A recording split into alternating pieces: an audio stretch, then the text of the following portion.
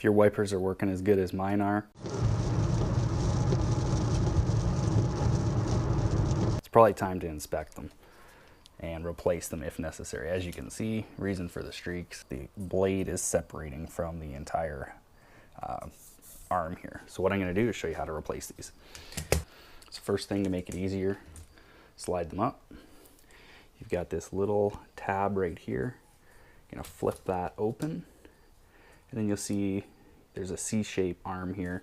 Just push down on that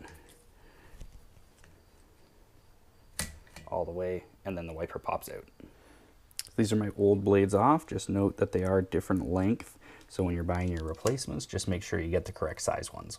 So these new ones use a slightly different system. There's no locking tab. Just gonna basically, the J hook is just gonna slide in like that.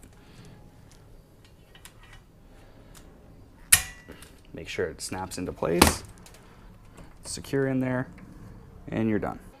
Then go ahead, check them out, make sure everything's good. Perfect, no streaks at all.